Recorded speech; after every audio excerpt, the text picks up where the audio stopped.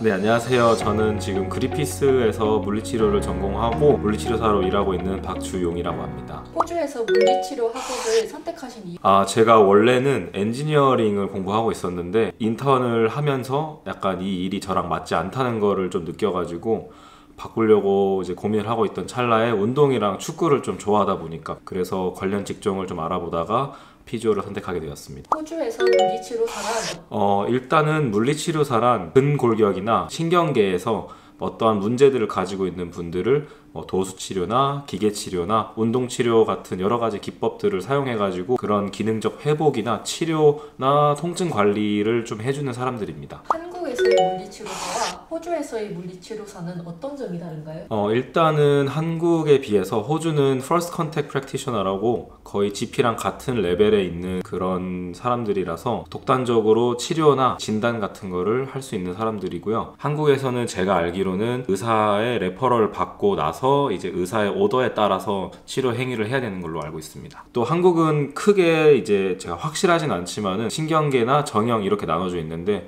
호주는 그거에 비해서 조금 더 세분화되어 있는 느낌이에요. 근골격계, 신경계, 호흡계 이런 식으로 좀 더 나눠져 있고 또 이제 완전 전문으로 들어가서 이제 펠빅 플로어나 이런 핸드 테라피 이런 식으로까지 더 세분화되어 있는 것 같습니다. 물리치료사가 정확히 하는 일은 어떤 것이 있나요?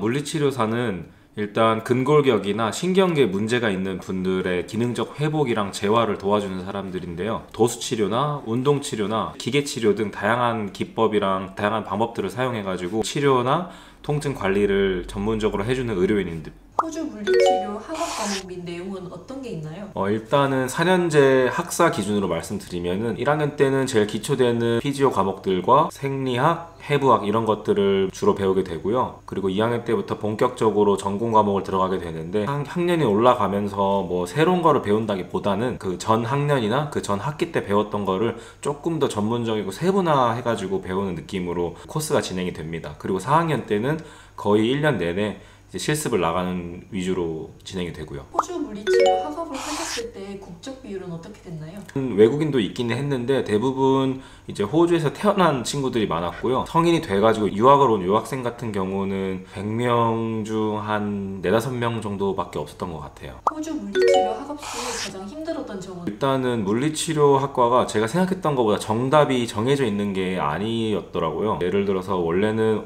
이게 아프면은 이렇게 치료하면 됩니다. 약간 이런 레시피가 있을 줄 알았는데 그게 아니라 제가 배운 것들을 사용해가지고 왜 이런 통증이나 이런 질환이 생기게 됐는지 추론을 해서 그거에 맞춰서 치료할 방법을 정답을 말해야 되다 보니까 그게 제일 힘들었던 것 같아요. 배웠던 것들을 워낙 광범위한데 그거를 다 응용해가지고 한 가지의 정답을 말해야 되니까 그거에 대한 부담이 좀 있었던 것 같아요. 호주 물리치료 학업 시 가장 중요한 요소는? 일단 제일 중요한 거는 암기력인 것 같아요. 모든 근육이랑 인대나 신경 이런 것들을 다 외워야 되기 때문에 그게 제일 중요하고 또 워낙 광범위한 것들을 배워서 그거를 응용해내는 능력도 되게 중요하다고 생각하고요. 그 모든 시험들이 실기 시험이 다 있기 때문에 기본적인 회화 능력도 되게 중요하다고 생각합니다. 물리치료학과 실습은 어떻게 이루어지나요? 실습은 일단은 3학년 때 맛보기로 2번 정도 나가게 되고요. 근데 이거는 그렇게 중요하게 중요하게 영향을 미치는 건 아니니까 진짜 맛보기라고 생각하셔도 좋은데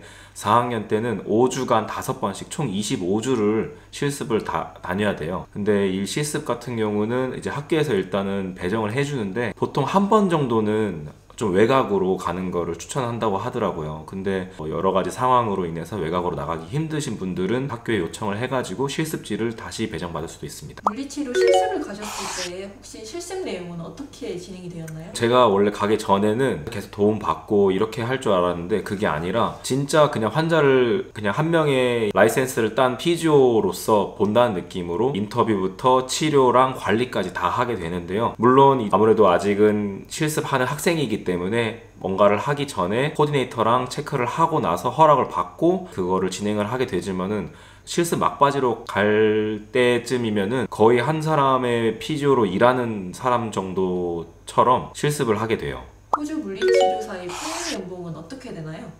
지금 신졸 기준으로 평균 연봉은 순수 연봉만 7만 불 정도 되는 걸로 알고 있고요. 그리고 이제 그 이후에 경력직 같은 경우는 어떤 섹터에서 일을 하는가에 따라서 좀 크게 다를 수 있는데, 일단은 기본적으로 어느 정도 연차가 쌓이신 분들 같은 경우는 주변 얘기도 들어보니까 한 8만 5천 불 정도의 기본급에서 뭐 이제 인센을 받는 식으로 해서 거의 9만 불에서 15만 불 정도 사이에 있는 것 같아요. 물리치료사로 구직했을 때의 경험담을 말씀해 주실 수 있으실까요? 일단은 물리치료사가 취업률이 높은 직업이다 보니까 제가 졸업했을 때 빨리 취업해야 된다는 마인드로 그냥 집 주변에 있는데 다 지원했는데 다 연락이 온 거예요. 그러다 보니까 누가 어디서 연락 왔는지 헷갈려가지고 실수할 뻔한 적도 있었던 것 같아요. 그럼 취업 준비에 도움되는 팁을 말씀해 주실 수 있으실까요? 제 동생도 물리치료를 공부하고 있어가지고 제 동생한테 이제 자주 했던 말인데, 여러 가지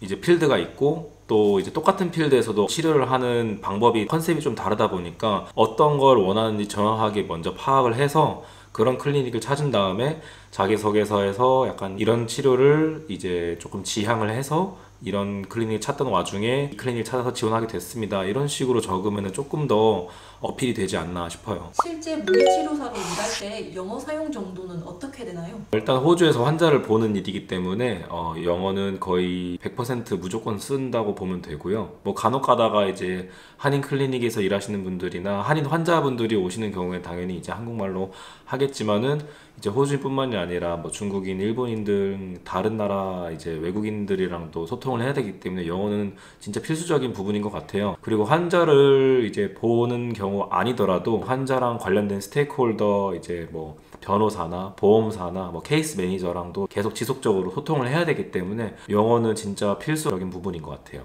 물리치료사로 일하면서 있었던 재미있거나 독특했던 경험담을 말씀해 주실 수 있으실까요? 일단은 호주 분들 같은 경우도 이제 물리치료사가 정확하게 어떤 일을 하는지 모르시는 분들이 굉장히 많더라고요. 그래서 어느 날에는 환자가 와가지고 뭐 어디가 아파서 왔느냐라고 물어보니까 의사가 그냥 가라고 해서 왔다 해서 한 10초 정도 이제 그냥 정적 가만히 있었던 경우가 있었는데, 피지오랑 이제 마사지랑 정확한 차이를 모르시는 분들도 많아서 그냥 와가지고 허리 주물러 달라 이런 식으로 얘기하는 분들이 있을 때 약간 조금 곤란한 경우들도 있죠. 그럼 피지오테라피, 즉 물리치료와 리미디얼 마사지의 차이가 정확히 어떻게 되나요?